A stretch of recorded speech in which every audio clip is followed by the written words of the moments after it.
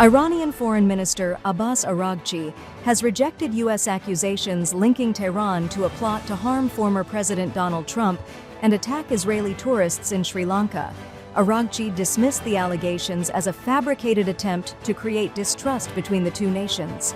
He emphasized Iran's commitment to diplomacy and rejected any interest in nuclear weapons, calling for mutual confidence-building efforts. The Supreme Court has granted additional Solicitor General Naren Pula's request for time to determine President Anura Kumara Disanayake's stance on appointing Deshabandhu Tennakoon as Inspector General of Police, IGP. This request was made during a petition hearing by 8 parties, including Archbishop of Colombo, His Eminence Cardinal Malcolm Ranjith, challenging the appointment. The next hearing is scheduled for February 24th to 25th, 2025. The National Anti-Human Trafficking Task Force, NATTF, has warned the public about a rise in Sri Lankans being trafficked to cyberscam centers in Myanmar, particularly those in the UAE. Traffickers lure IT professionals with promises of high-paying jobs, only to coerce them into working illegally under harsh conditions. The NATTF advises against illegal migration and encourages reporting suspicious activities to safeguard vulnerable individuals. Campaigning for the 2024 general elections ended at midnight on November 11th, initiating a 48-hour silent period. The National Election Commission has instructed media to adhere to guidelines, allowing election-related coverage only on November 12th, but banning it on November 13th and 14th. The election is set for Thursday, November 14th. The Criminal Investigation Department, CID, has initiated an investigation into claims from a Channel 4 documentary on the 2019 Easter Sunday attacks, following a complaint to the Ministry of Public Security.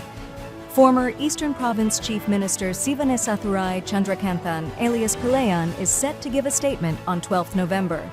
Police media spokesman Dig Nihal Thaldua confirmed the probe. The government held discussions to explore relief measures for struggling SMEs before the Parate Law's debt recovery suspension expires on December 15th. Led by the Senior Additional Secretary for Finance, officials from the Finance Ministry, Central Bank, and Banks Association discussed SME loan challenges. A report on SME loans will inform future support measures, with banks evaluating further debt recovery suspensions. The Maligakanda Magistrates Court has directed authorities to record statements from 18 former cabinet ministers over alleged importation and distribution of substandard drugs to government hospitals. The inquiry centers on claims that the drugs failed to meet safety and quality standards, implicating ministers who approved their procurement and distribution during their tenure. The Colombo Stock Exchange, CSE, has announced changes to its trading hours for November 14, 2024, the day of the parliamentary election. The market will close early, with trading scheduled from 9:30 a.m. to 12:30 p.m. Regular trading hours will resume on Monday, November 18, 2024.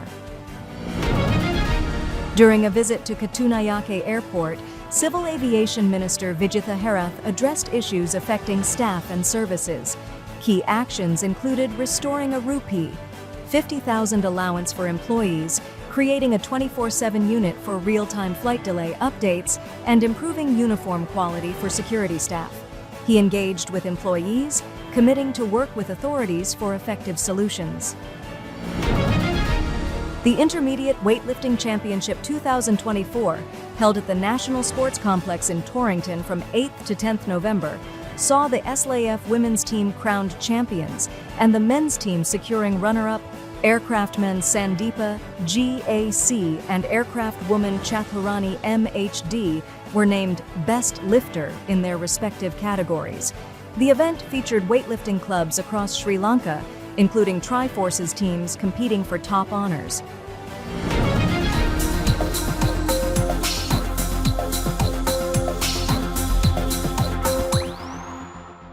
We lead the web news.